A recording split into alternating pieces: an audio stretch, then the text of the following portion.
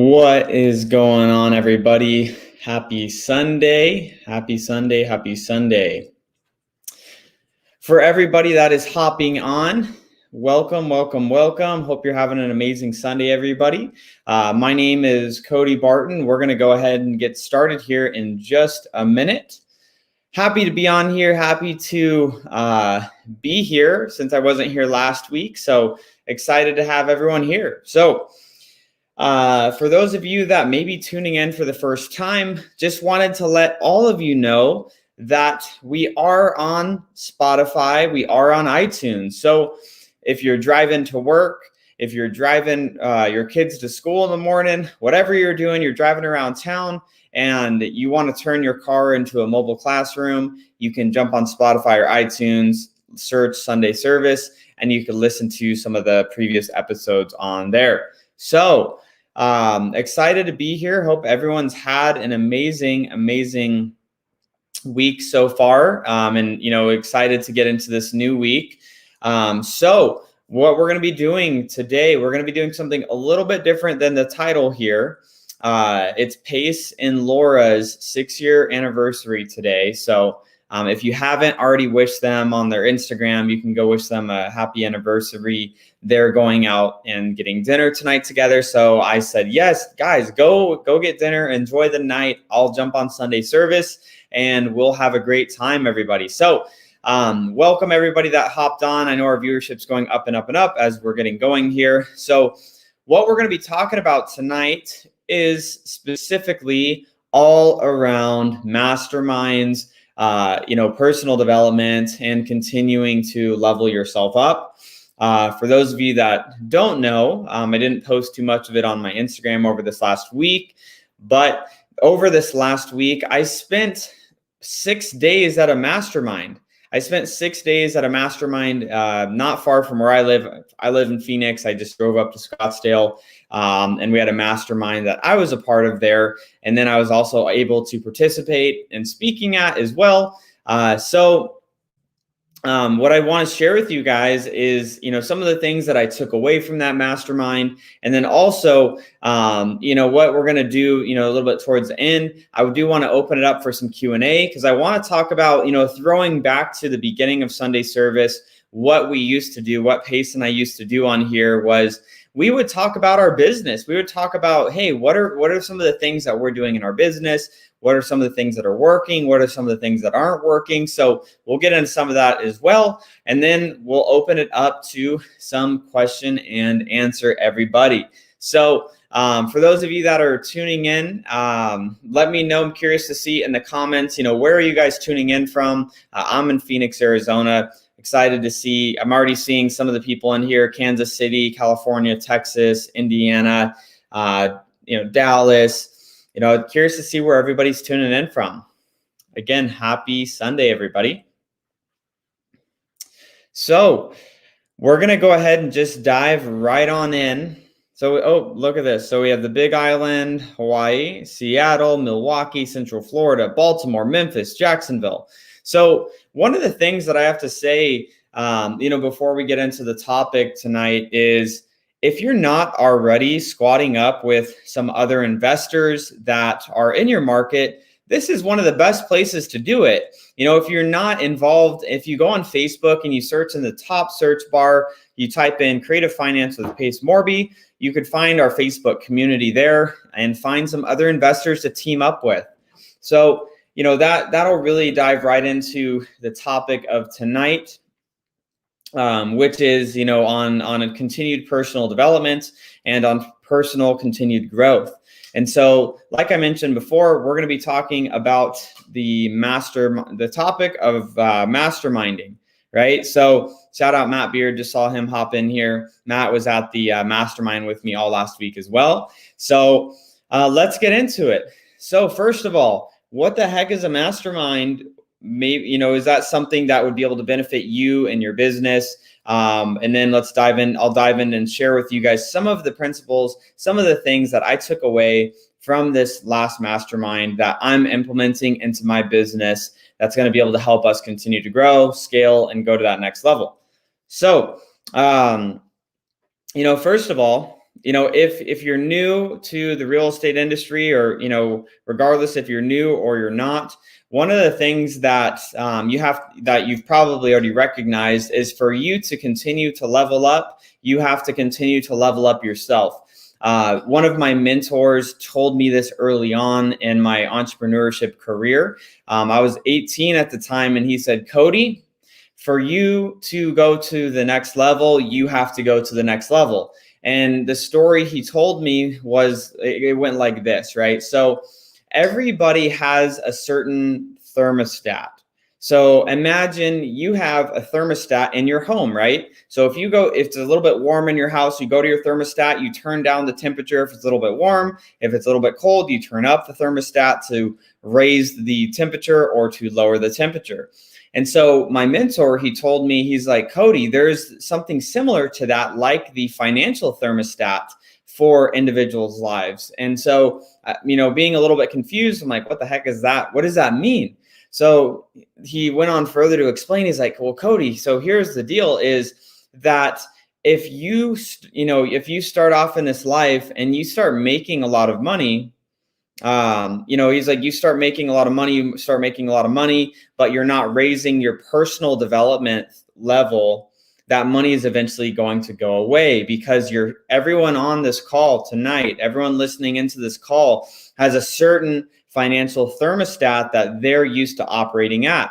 So for example, if you're on here, say you're working a full-time job, maybe you're making 30 grand a year, 50, 80, 100, 120 grand, 150 grand, whatever you might be making, that is where your current financial thermostat is sitting. And so going back to the story, he said, now, Cody, if you want to be somebody that wants to make $1 million a year, you best become the type of person that makes $1 million a year. And so further on into the story, he said, so here's how it works. Here is why most people that win the lottery or come into an abundance of money without raising their personal development level, they lose all of it. So he's like, it's similar to this. So imagine that in your house, and you're in Arizona because it's freaking hot here in the summertime. Imagine you're in your house and you open up all the doors, you open up all the windows, and it's 110 degrees outside. So all of this hot air starts pouring into the house, but the house is set for 70 degrees. And you have this 110 degree temperature pouring into the house. Now, what's going to naturally happen as all of that hot air, is continuing to come in? It's eventually going to raise the temperature. And what going back, our thermostat is set for 70 degrees, but because hot air is coming in, it's raising the temperature in the house. And so, the hot air is billowing into the house, and now the temperature is at 80 degrees, 85 degrees, 90 degrees. And the thermostat is still set at that same 70 degrees. So this is what happens when people that aren't ready for a lot of money have a lot of money come into their life. It's, the money's pouring in, the thermostat is still set at 70 degrees. And then this is what happens. Now let's close all the windows. Let's close all the doors. And the thermostat that was set at 70 degrees, what's going to happen is the temperature is going to start adjusting and adjusting and adjusting and adjusting.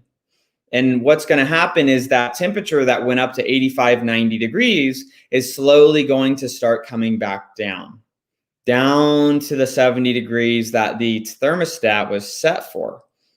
Now, the reason I wanted to share this story is so for those of you, that are, wanting to make a lot of money, you have to continue to level up what's going on in your mind before the money, before your money is going to be able to match that. Because if you start making a lot of money too quickly, and yes, of course, like let's make a lot of money, right? And we want to make it faster than slower. But if you just start making a lot of money, but you're not doing the mental work, the personal growth work, that money is going to start going away. Just like most people that win the lottery go broke within a couple of years, just like you see a lot of professional athletes that go from growing up, poor, and then they get to a situation where they're getting millions of dollars for playing, professional sports, and then now they're broke after they retire. It's like, how did they make 5, 10, 15 million a year? And then now they're not, they lost all of it, and now they're poor again. It's because what was going on in their head never grew with the amount of money that was going in. And so, the reason I wanted to share that, for those of you that are aspiring to make more money and to continue to grow and that are trying to get to that next level, is, be taking the action to make money in your business. Yes. Like, continue to push, crush and, take action in your business so that you can make more and more and more money. But you got to do that head, that work in your head, so that the money, once you get it, you can keep it. Because I'll tell you guys a quick story, and I promise we're going to get into the topic on, for those of you that are hopping on, we've had about 50 more people hop on. We're going to be talking about masterminds, the importance of, being part of a mastermind when it makes sense for you. Stephen, yes, we're live right now.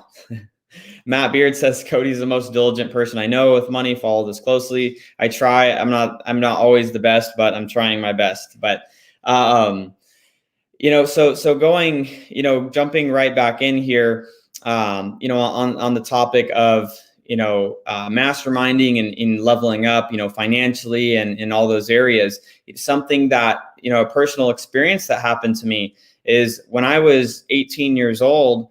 I started making over $100,000 a year. So from 18 to 21, I had already made a few $100,000. And by the time I got to 21, I had squandered all of that money. I spent all of it on cars, on designer clothes, on living a lavish lifestyle, living above my means. And so what happened is, when the opportunity that I was making that money from went away, everything else went away, because I wasn't leveling up the way that I was thinking. I wasn't changing the way that I was thinking. And so naturally, as you guys are continuing to plug in and tune into Sunday service, it's going to become even more clear to you that that you have to continuously be working on yourself and be pouring into your mind, the positive, the informative, the education that's going to help you continue to grow.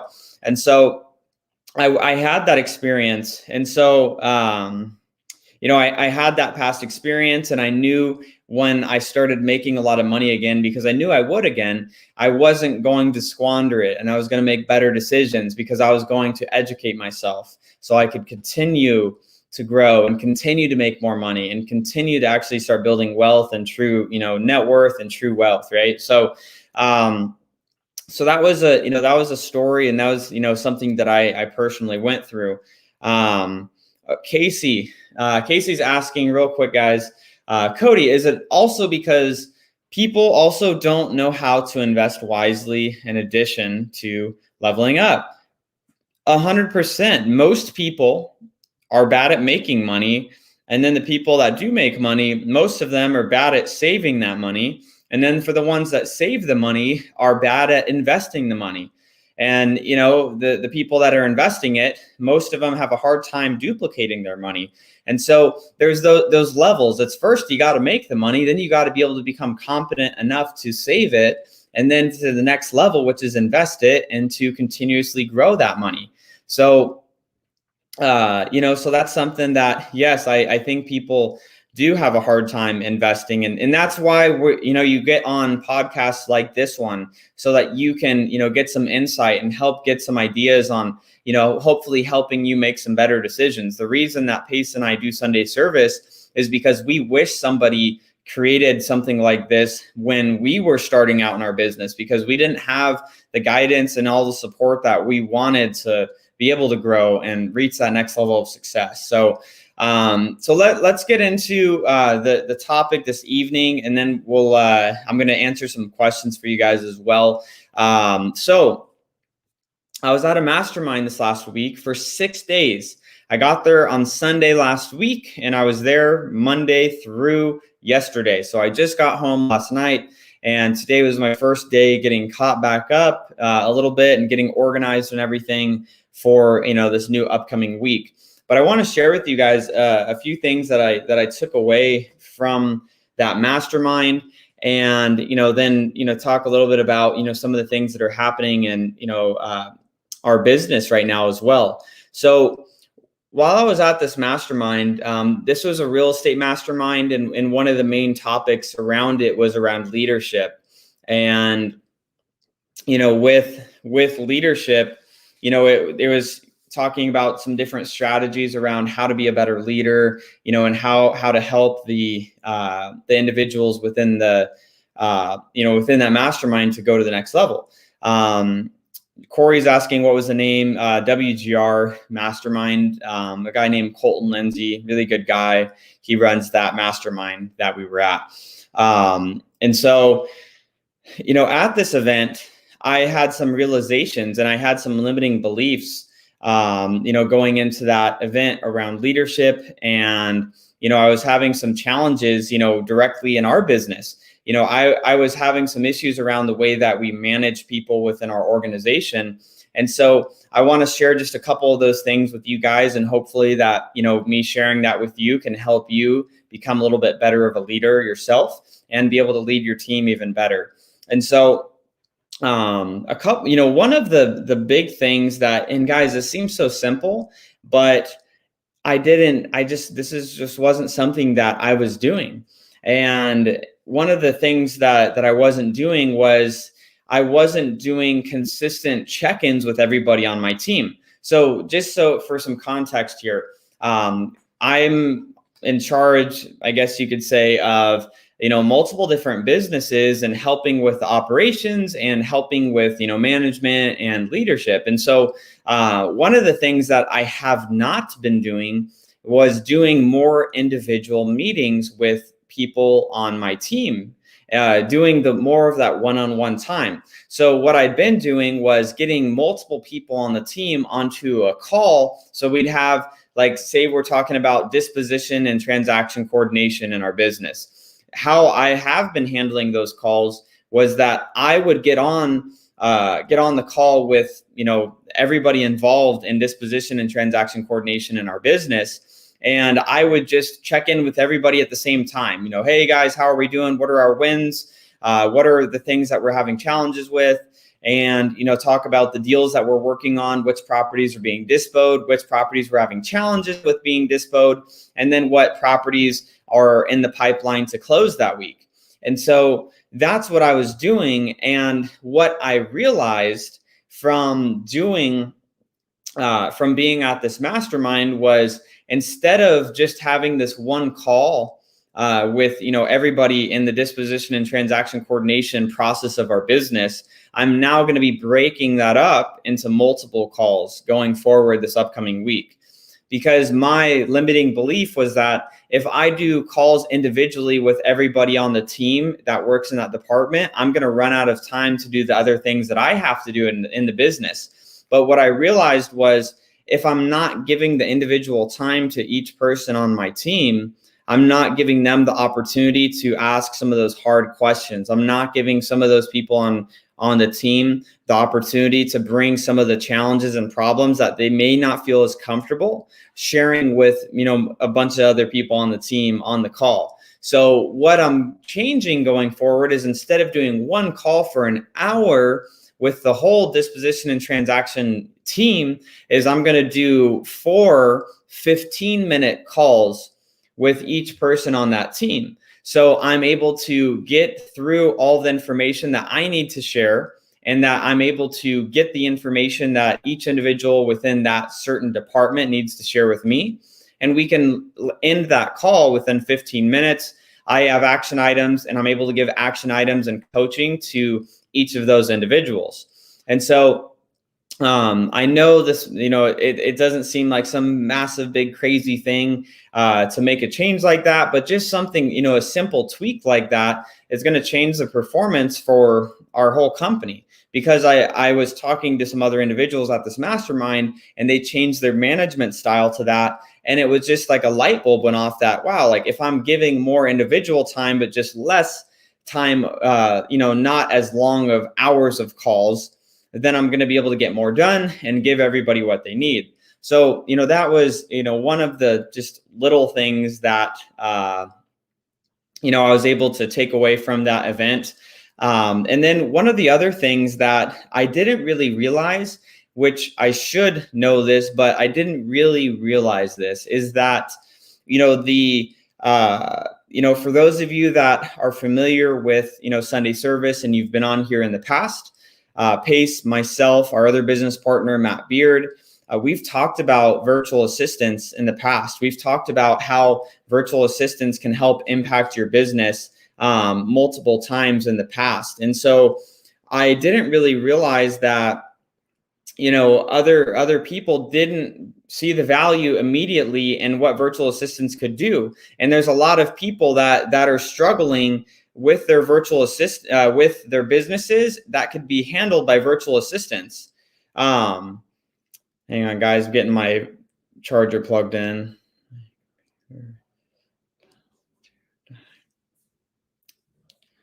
Sorry, guys, my computer's about to die. It's not charging. I don't know why.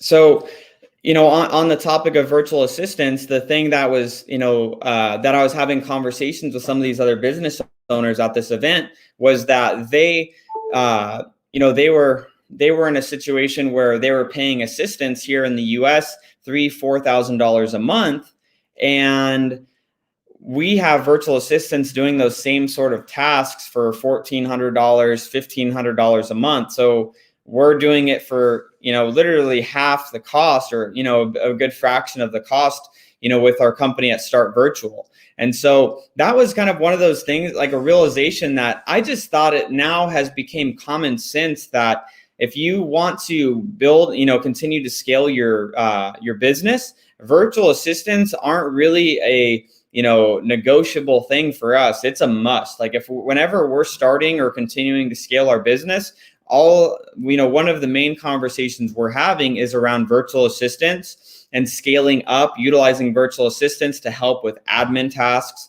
to help with cold calling, to help with text marketing, ringless voicemail marketing, direct mail marketing. With all of the different marketing channels, we have virtual assistants in place helping us with that. And so while I was at this event, I was having conversations with so many different business owners that were frustrated. And for those of you on this call that, you've never hired someone before, or maybe you've hired someone and you've been frustrated and you haven't gotten the results that you wanted when you have hired them, I know exactly how you feel, because I felt the same way until I found that there is a better way to grow our business, which is, being heavily on virtual assistants. Yes, we have some, obviously US staff as well. Some of you guys, have met them on our team. But we've been able to really channel into having, a lot of these virtual assistants help us within our business and continue to scale. Seeing some comments here. Guys, I will get to some questions here in the next 15-20 minutes. Just wanted to go through just a couple of those takeaways from this mastermind that I was at. And then I want to share with you guys, why I think it's powerful to be involved in a mastermind. So think about this. And I want to share, a story with you guys that about another mastermind that I just recently joined. So if you're building your real estate business right now, I'm speaking to all of you that are not going through any sort of education for your real estate business. If you're going through and building your real estate company right now, and you're not a part of some sort of, if you haven't done some sort of coaching, or you don't have people that are close to you that are, some of your either closest personal friends, or you're not able to get around the people that are doing this business at a high level, you're on like a slow path that way. Joining a mastermind or being part of some sort of coaching is kind of like when you go to the airport and you're walking down those long hallways, and on the right side, there's like the escalator type deal that's just, cruising along. Basically, being in a mastermind, being part of some sort of community, you're able to walk on that like escalator and just be walking at the same speed that you're already walking right now, but you're able to get to your end destination faster by not doing any more work, but just by, involving yourself in a community. Because when you get involved in the community, like a mastermind, you're, Tristan saying fast track. Yes, it's like the fast track because you're able to skip past some of those obstacles, some of those challenges that other people are falling over and just stubbing their toe and falling on their face and just having to restart and refigure it out. That's one of the that's one of the biggest things that I see people making the mistake of, is by not taking the time to get involved in these masterminds. And so just recently, I'm a part of multiple of them. So I'm a part of 3 different masterminds. I'm a part of a high-level real estate investing mastermind that's invite only. I'm a part of the WGR mastermind that I just mentioned to you guys, that I was just at this last 6 days. And that's one that I've been a part of for years now. And then on top of that, I just recently joined another high-level mastermind, more on marketing, not just real estate related. But I spent $25,000 to join this other mastermind just recently. And there's a few reasons why I see the value of getting involved in that. And this particular mastermind, there's a couple individuals there that have companies doing over $100 million a year.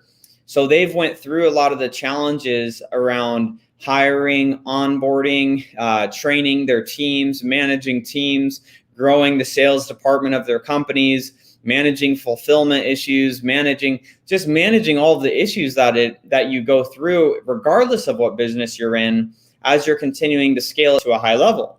And so for me, it's just a no-brainer that I could spend that 25 grand and then go get around some of these people that are doing what I'm trying to do. The goals that I want to hit, they're already doing them and doing even more than what some of my goals are. So that's the power of getting involved. And it's kind of one of those things that's like you pay to play.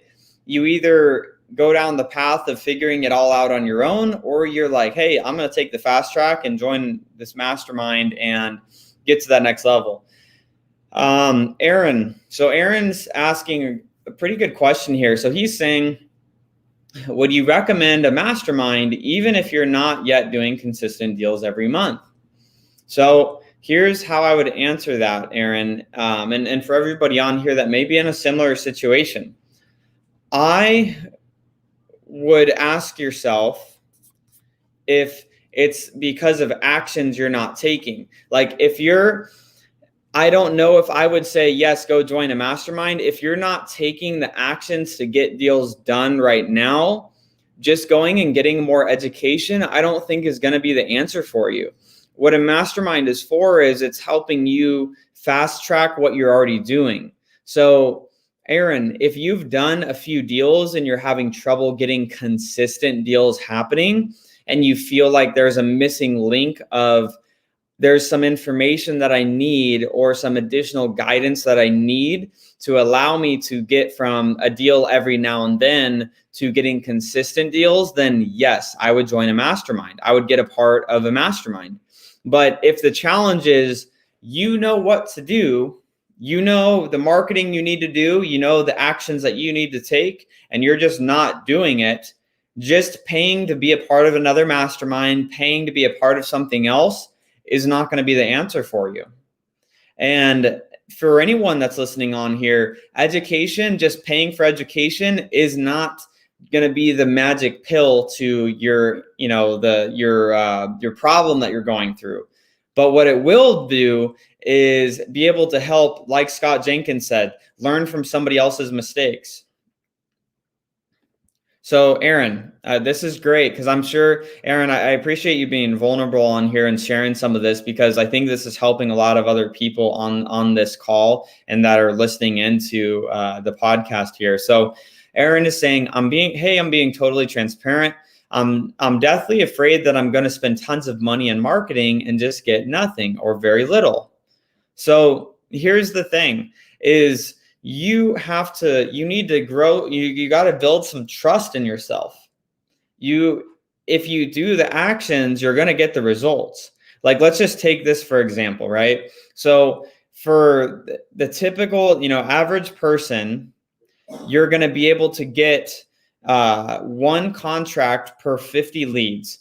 And what's a lead? If you have a lead that you have an asking price from them, you have a good timeline from them on when they want to sell, you have their motivation, and then you have a general idea of what their asking price is. So you have 50 people like that.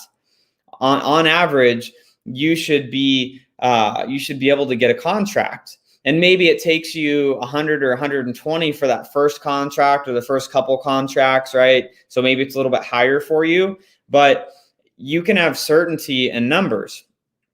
And I'm saying this because I know you a little bit more personally, Aaron, and for everybody else on here. Aaron's a really high-level guy, and he has a really high-level sales job working for another company, and he's, if not one of the top sales reps for that company.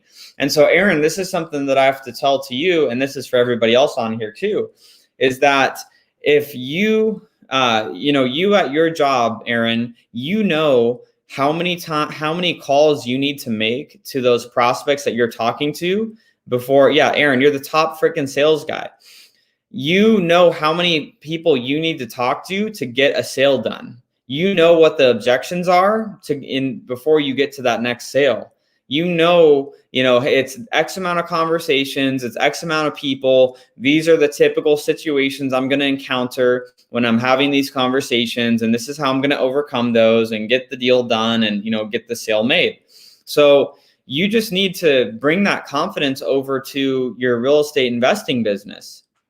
Like you have to look at, if you go over to your real estate investing business and you pick a marketing channel, say cold calling or SMS marketing or direct mail, whatever marketing that you're going to do, because all of them work. And if you need that certainty to know that you don't want to waste your time and money, more importantly, is what it sounds like for you, is you need to know, okay, I need to generate 50 leads on average to get a contract. Alex is asking, what's y'all's cost per deal right now? Yeah, it's close to 3,000. So, that's, and just in that, Aaron, on average, it's around $3,000 for us to get a deal. So you can create that certainty around us, and knowing that if you're generating these leads, if you have, whether it's you generating them or somebody else helping you generate these leads, Aaron, you just need to get 50 leads, another 50 leads, and continue working those so that you can get those sold. Let's see, Aaron, the fear tapes are always running in my mind saying there's too much competition. You have to stop thinking about that. You got to get past that and just take action. If you're taking action and instead of thinking about competition, you're going to get results. And that goes for everybody on here. You need to just be taking consistent action and tracking those numbers for what you're doing in your business. And that's what's going to actually get you the results that you're looking for. Stop thinking about, oh, I'm going to bother the seller, or, oh, there's too much competition. They're talking to other investors. They're doing something different.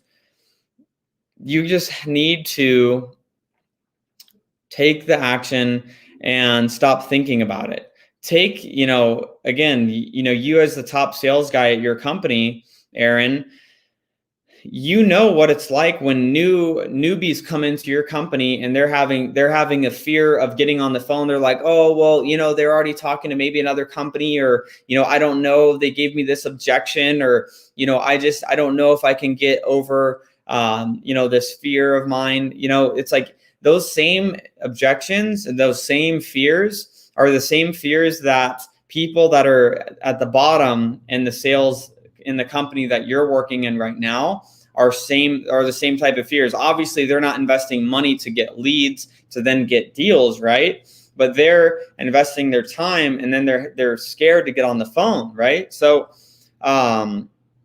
So that's something that you have to look at. Ephraim says there's unlimited possibilities out there. Go for them. When you're looking at what you're doing in your business, you need to think abundantly. Like if you're thinking scarcity, scarcity, scarcity, scarcity, what are you going to attract? You're going to attract scarcity. If you're thinking abundance, out of abundance comes more abundance. There is more than enough deals. That's not something that I am ever thinking about is, are we going to run out of deals? As long as people still have problems, and Aaron and everybody on here, I want you to get this through your head so you don't have to have the fear of there's not enough. There's plenty of deals in San Francisco, in New York City, in Austin, Texas, Phoenix, Arizona. Some of the bigger markets, there's plenty of deals there. There's the reason there's lots of people making money in those markets and why it's competitive is because there's deals to be had in those markets. People aren't fighting over going to some podunk town in North Dakota that's a small population because there's no competition there. The reason there's no competition in those markets is because there's not a lot of deals. The competition is in the markets that there's deals to be had. So you should embrace where there's competition and say, man, like there's a lot of deals to be had in my market. I just got to get out there and get a part of them. There was, I heard this stat a couple of years ago. This is like in 2019, but in Maricopa County, just so you know this, Aaron, in Maricopa County, this was like 2 years ago. I don't know what the stats are on it today. But 2 years ago, there is over 500 transactions that are taking place every single month in Maricopa County, selling at 50% or less than what market assessed value is. So what does that mean?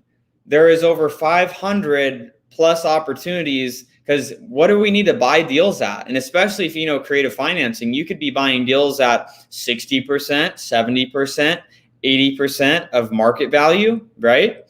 And there's over 500 of those that are happening under 50% market value in Maricopa County. So what you need to reframe your thoughts on, Aaron and everybody else that's fearful of competition, is that there is plenty of opportunities to be had. And all you need, Aaron, how many of those 500 do you need to make a bunch of money? If the average assignment fee is, say around 15 grand. I mean, if you got 10 of those, you're making 150 grand a month. If you're getting half of that, 5, you're making 75 grand or so a month. So what you need to be looking at is, instead of thinking about the competition that's there, be thinking about the actions, the marketing that you need to put in place, and the action items that you need to be putting in place to be getting in front of those homeowners so that you could be talking to them. And one of the other fears, because I know some of you on here are like, all right, I'm excited, I feel good about it, but Cody, there's other investors that are smarter than me, that are better than me, that have done more deals than me, that have more experience than me, and they're going to get all the deals. Well, my argument to that is, when it comes down to getting deals, a lot of it is timing and consistency. So timing, meaning the seller could have talked to my team last week, Aaron, and it wasn't the right time for them to sell. So they said, no, I'm not interested. And then you call them on Monday and they just had a life event happen that they got a job transfer. They found out on Friday they're getting a job transfer, and now it's urgent and they need to sell, and you happen to call them Monday. And then now you just got the deal. Even though my team maybe on paper have more experience than you having that conversation with that same homeowner, it's because you're the one that called them and followed up with them at the right time and consistently followed up with them. So when it comes down to it, your consistency is going to show professionalism to the homeowners you're talking to, and the timing is going to get you the deals over other investors because you followed up with them at the right time that just happened to be when they're ready to sell, which is how most of our deals happen. it's, our teams had conversations with these people 10, 12, 15, 17, 20 times. And then it turns into a contract because we've had the multiple conversations, and then it turns into a contract because it was the right time now for them to get pushed over the edge to sell their property. So Aaron, I hope that helps. I'm thankful for you to be on here and to be vulnerable to share that with everybody else that's on this call tonight. And for those of you that are listening in that are in similar situations, I know that is going to be able to help you as well, because this is one of the biggest challenges I see investors having, is they're getting that analysis paralysis, when in reality, just go have more conversations. So here's an interesting fact that I'll share with everyone on this call. In our real estate company, in our wholesale company, between myself, Matt Beard, and Pace, Morby, in our business, the average, between two different individuals on our wholesale sales team, here's what their call numbers are like. So we have one sales guy that he typically on an average week makes anywhere from like 350 to 400, 420 phone calls a week. So, that's around 100 a day, Monday through Friday, give or take. Obviously, some days a little bit more, some days a little bit less, but on average, he's making 350 to upwards of 420 calls a week. And he's on average getting 2 contracts every single week. Now let's look at another individual on our team that is on average making 200 calls to 250 calls a week. This individual has been averaging, because I was looking at the numbers, has been averaging 0 to 1 contracts a week. And I think this second individual, I think, is more talented at the sales process. So what does that say? It says the reps are what matters. The one that's making double the calls is getting literally double the results. And they're not even as good as the person that's making half the calls, but because they're putting in more effort and they're putting in more dials, they're having more conversations, and more conversations are leading to more contracts. So that's what you got to be looking at. Yeah, Aaron, at bats, they have more at bats, so they have more chances to get more deals done. So for everybody on here, if you're, for whatever you're doing to get deals, keep track of what you're doing for the next 4 weeks.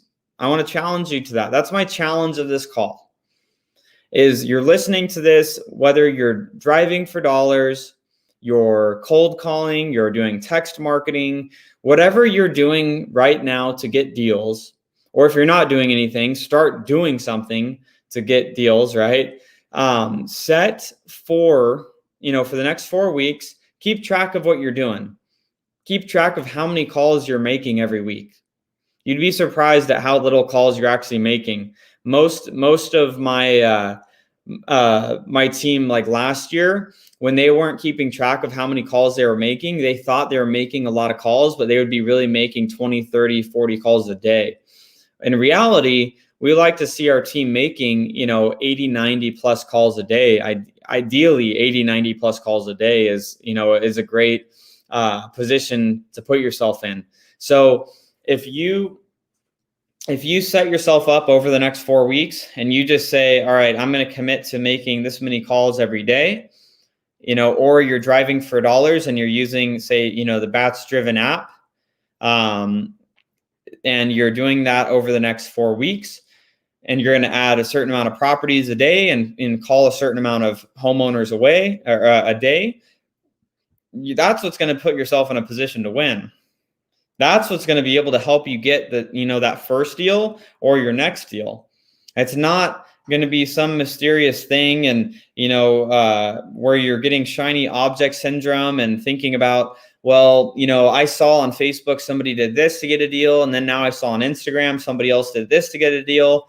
Stop paying attention to what other people are doing and pick something and just run with it. There's people on this call that are doing well with direct mail. There's people on this call that are getting deals from cold calling. There's people on this call that are getting good deals from text marketing. There is multiple ways to get deals in this business. It's whatever you prefer to do and that works for you. Do that and just do it consistently. That's what's gonna get you there. Kenneth, when you're saying, hey Cody, is it 80 to 90 dials a day, or is that connections? That's dials. You're 80 to 90 connections with sellers a day when you're calling just leads that are already in your CRM. That's a lot of dial. That would be a lot of conversations. To make 80 to 90 connections, you're going to have to make a few hundred calls a day, which would be very difficult to do. If out 80, 90 calls, if you're having, 20 to 30 plus conversations in a day, that's going to set you up real well to get contracts done. That's going to be a big, big game changer. But yeah, 80 to 90 dials, which will then lead to, that 20, 30 plus conversations. Obviously, the more you can do, the better, but you want to get it into a rhythm and a routine that you can stick to consistently. All right, let's do some questions here, because I want to save, a solid, 10, 15 minutes for you guys to go through some questions for you. But, before we get into that, if you guys are getting any value from this, make sure to share the Sunday service with your friends. Share, take a screenshot of you listening to this on either Spotify or iTunes, or if you're listening in live, take a screenshot, take that, post it on Instagram, post it on Facebook. We're trying to grow our community. The Facebook group, Creative Financing with Pace Morby. Our goal is at the end of the year, we want to get close to 50,000. We want to get to 50,000 in that group. So obviously we do this for free. Our goal is to continue to grow our community so that we can continue to impact more and more people. So that's what I ask for you guys as we continue to be on here. And we reached a little over 200 live on the call. So appreciate you guys being on here. This is taking this out of your Sunday night to learn is huge. So let's get to some questions, guys. Preferably questions that I'm going to take are going to be questions that are going to be able to help the most amount of people. So if you ask something super specific and it's not going to help a lot of people, it's going to be challenging for me to be able to answer that. So Briggs Kennington is asking, when hiring your first VA, what is the number one quality that you look for? That's such a great question. And I want to answer that question the best way that I possibly can. And so as I answer that, if you need help with virtual assistants, you aren't really sure how to hire them, how to manage them, and how to really work with them, what I would suggest for you to do is to get with the team over at startvirtual.com. I just posted that in the comments. If you're just listening live, that's startvirtual.com. So startvirtual.com. The company's done a great job at helping a lot of investors and a lot of individuals, get virtual assistants and be able to help them with their business. So let's get into that question though for you. So Briggs question again for everybody who's, people jumping on here. When hiring your first virtual assistant, what is the number one quality you look for?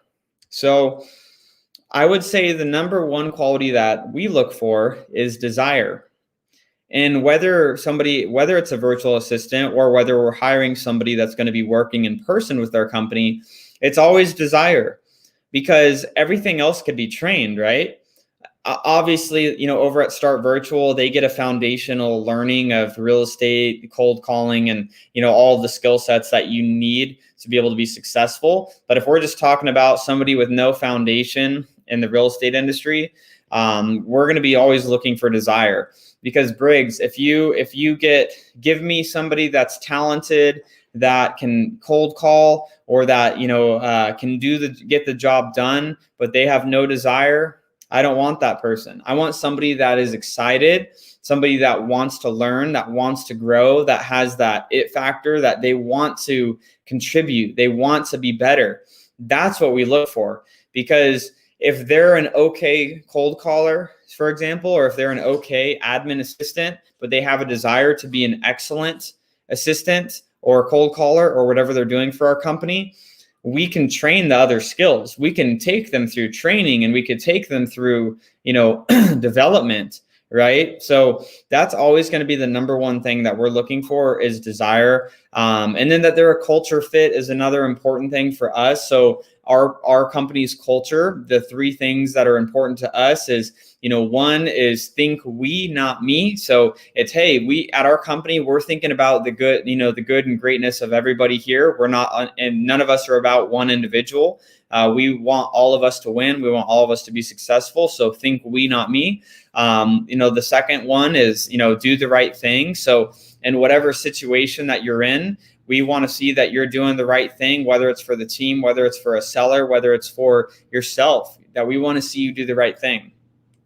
And then the final one, which is part of that desire, Briggs, is doing the best you can. So we understand, obviously, Briggs, I'm sure you've made mistakes in your life. I've made a lot of mistakes in my life, but those mistakes help you learn and help you get better. And so part of doing the best that you can is that you're learning from mistakes, you're asking for feedback, you're always looking to be better. So that's what's important to us when it comes to hiring. And regardless if it's a virtual assistant or somebody, US based that's going to be working directly with us in person, we hire off the same type of criteria, because I don't want somebody that has, a bad culture, even if they're just somebody that's on Zoom calls with us, because most of our meetings nowadays anyways are Zoom calls. So I hope that helps.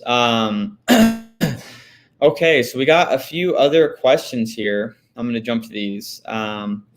So Alex says, Matt Beard, find Pace Morby. So Matt's saying, how do you find and decide on a good mastermind group / event? So, spoiler alert, everybody, Matt Beard is Pace Morby and my business partner. We own multiple businesses together. So if you guys aren't, real quick, guys, if you're not following Matt Beard and you want to learn how to leverage your business with virtual assistants, go on YouTube. When you finish up this call, take a note on your phone or write down a note if you're taking notes, and make sure to go visit Matt Beard's YouTube channel, subscribe, so that you can be able to help better understand how to do lead generation and, different admin type work, utilizing virtual assistants. But to answer Matt's question here on how do you find and decide on a good mastermind group or event? So for those of you that know, and so this will be dated, of course, if you're listening in late on on an iTunes or Spotify, but that at the end of May, there is the sub 2 mastermind. I didn't even realize it. I'm wearing the mastermind shirt on this call. So there is a mastermind. It's only for sub 2 students. So people that are sub 2 students already. There's a mastermind that Pace, myself, and Matt Beard are going to be presenting at, where we break down what our business looks like from the inside out. We show you all the areas of our business, all the things that we're doing to be successful in our business. We break everything down. We answer all the questions. We show, we pull the curtain open and say, hey, this is exactly what our business looks like. This is what we're doing. This is how we got here. Here's how you can do it. We help you break down and be able to leave with a plan out of that event so that you can go home and be able to take action. So that's something, if you are a sub 2 student listening in, or if you're not a sub 2 student, I'm sorry, but you have to be one to even be eligible to go to this mastermind. But that is something that we are doing at the end of May 2021. So if you're looking for another mastermind and it's outside of that, here are some of the things you want to be looking for to make sure that you're going to something that's worthwhile. Number one, are the individuals in the mastermind that are either running the mastermind or are big parts of the mastermind, are they at the success that you are yourself looking for? So what do I mean by that? If you are going to a mastermind and you want to learn how to make more money or get to a certain amount of money, what are the individuals that are running that mastermind? How much money are they making? How successful are they? You want to look at those people. You want to look at those people at the mastermind and see if they're where you want to get to in your business. If they're not, it's probably just not a good mastermind to go to.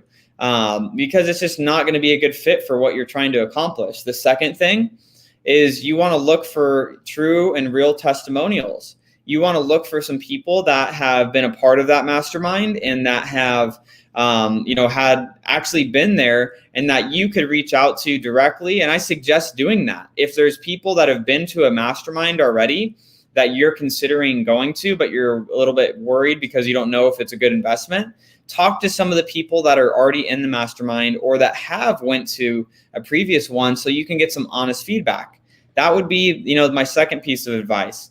And then my third thing, it goes back to what Aaron was talking about. If you're not taking action in your business, a mastermind isn't a magic bullet to just make money fall in your lap. Like, you have to take action. So if you're just hoping that it's going to be this magic bullet to, make your dreams come true, but you're going to just go there and go home and not take any action, don't even waste your money or time on going to a mastermind. Those would be, the few big pieces that I would say to be considering. Alex, so you said Gina hasn't gotten back to you about the mastermind. So she might be, I don't know. I'm just a character. I'm just like one of the characters that goes to the mastermind, and I just, go and do my performance there. But what I would do is go to the Sub2 Facebook group, Alex, and post in there, hey, I'm trying to go to the mastermind. I haven't heard back from anybody yet, but I want to talk to somebody about going to this. That's what I would do, is jump in there and do that. All right, I'm going to get a couple other questions answered here, and then we're going to wrap it up. It's already been an hour, guys, and appreciate you for spending your Sunday with me. Let's see. One of the things that I love is, if you're listening into this call, not live, so you're listening on Spotify or iTunes, tune in live, every now and then. So you're able to engage with some of the other people that are on these calls. There's so many good comments that are coming in, and lots of people that are getting connected, lots of other people that are getting connected with other investors. And it's so cool to see that. So let's get a couple other questions answered here. Tala, does VA Hub do lead generation for you? Yes, they do. VA Hub actually changed their name, just so everybody knows. It's now called startvirtual.com, but they do all our lead generation. So if you want to check them out, you could have a conversation with the team over there, see if that's something that may be a good fit for you. If you don't really have a budget for marketing right now, I wouldn't suggest it. But if you have a little bit of a budget and you need a little bit of help getting some leads going in your business, that's a good place to start, Tala. All right, let me see. What other questions we have here? Alex says, consistency is my weak spot. There are certain areas of my life that I'm not the most consistent in. And, one of the things that you have to do is just correct and continue. When you fall off track, what do? You correct, and then you continue. You correct the habit of inconsistency, and then you continue moving forward with consistency, and just put yourself in a position to continue to take action and continue to get better. Another thing is there is wisdom in procrastination. And I'm stealing that from Matt Beard. So if Matt's still on here, I'm stealing that from him. But there's wisdom in procrastination. What do I mean by that? What I mean is there is something to be said about if you're having issues with being consistent in with some part of your business. So if you're procrastinating around something, maybe it means you need to get some help with it. If you're having trouble being consistent in the gym, maybe you need a personal trainer to help you stay in the gym. If you're having trouble with consistent lead generation, like cold calling yourself, maybe you need to hire someone to cold call for you because you yourself won't do it consistently. If you're having trouble closing deals consistently with your sales skills and you procrastinate to make calls because your sales skills aren't top notch, maybe that's a sign that you need to connect with somebody else or hire somebody that can help you close some of your deals. So just something to think about, guys, is if you're having issues in some of those areas, it's okay to ask for help. It's okay to squat up. It's okay to find somebody to help you. You don't have to stay stuck. Don't stay stuck. Like, you can change. You're not like Jim Rohn, one of my favorite speakers. He's like, you're not a tree. You can get up and move. You're not stuck where you are. Like, make a change. Oh, let's see. Okay, so we had a couple other questions pop through here. Scott, what's the new name? Startvirtual.com. That is the new name. Chris Johnson. So I'm going to answer 2 more questions after this. So if you have a question, make sure to drop that below and I will get that answered for you. But let's go ahead and get this question answered. So Chris says, Cody, what's the biggest tip for somebody doing wholesaling part-time? So what I would say is that to be able to get success doing it part-time, you need to commit as much time as you can in part-time. Like you need to be squeezing out every ounce of opportunity that you can when you are working on your wholesaling business. Because if you're putting yourself in a spot where you're not where you're just doing, just busy work, you're not going to get very far. So what I would say for those of you that are doing this part-time and you're listening to this and you're, maybe you work 9 to 5 or you have a lot of, a lot on your plate and you don't have a ton of time, you need to be focusing on doing income producing activities in the time that you are doing the business. So don't be like prepping business cards. Don't be like messing with setting up an LLC. Don't be messing with all this other garbage. That's a waste of your time at the beginning. Yes, set up an LLC, do those things like as you go, but don't confuse activity with productivity. Productivity are things that are going to move the needle forward. Productivity are things like talking to sellers, making offers to sellers that are actually going to get you a contract so that you can make some money. That's what we're doing here. We talk to distressed sellers, we help them solve a problem and help create a win-win situation. We get a property under contract and then we make money because we solve a problem. But that doesn't happen until you're having those conversations. So that's what I would do, Chris, is make sure you're spending your time only doing things that are going to help you make money immediately in that time that you're spending.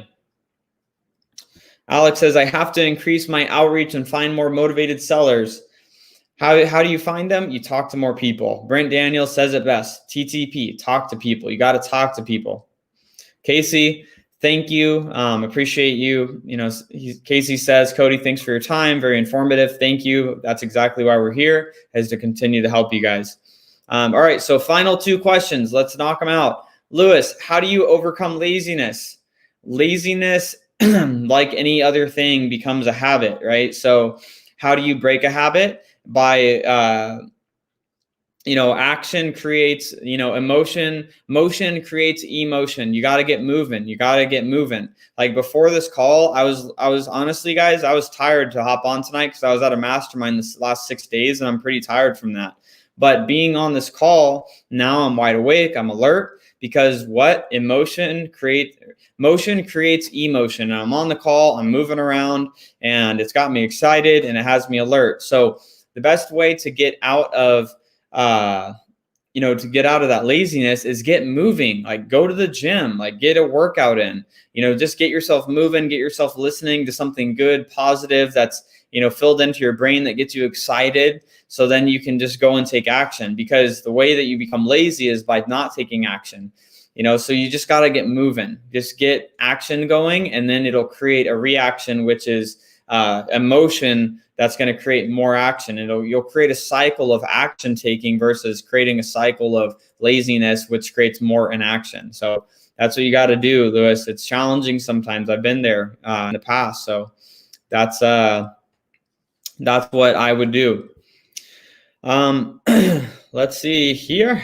Okay, so Josh says, Ephraim says, how do you deal with a hostile renter not paying and not allowing agents or buyers in? Can't inspect the property for rehab or anything. Well, in situations where we have a issue with the tenant not letting us in the property, we're either going to, if we're getting a good enough deal to buy the property, we'll just close on it with the tenant and then we'll just get them evicted on our own. But it also depends on the state.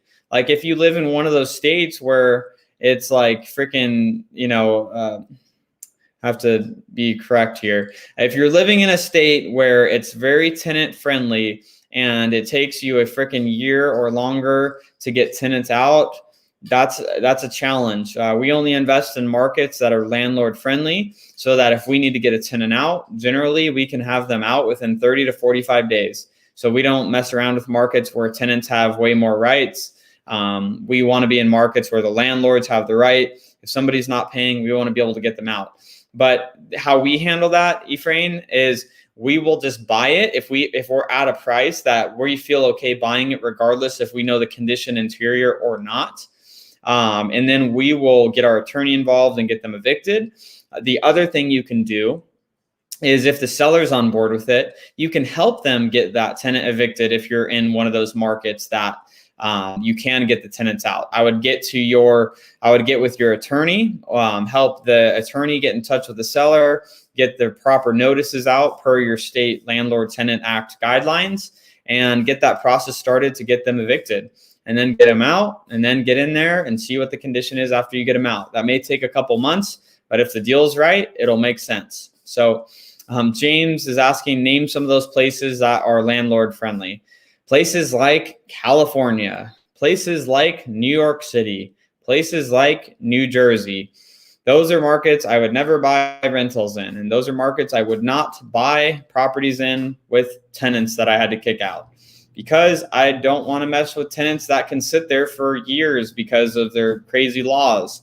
I want to be in markets like Arizona, like Texas, like Florida, markets where I can get somebody out if they're not paying their rent. So that's what I would say. Hopefully that was helpful, guys. If you did get any value from this, all that, again, I ask is that you share this with a friend. If you get value from Sunday service, let a friend know. Take a screenshot of this call. Go on your Instagram, tag Pace, tag myself, tag Matt Beard on your Instagram. Go share on Facebook what one of your biggest takeaways was, because, again, we do this for free so we can continue growing our community.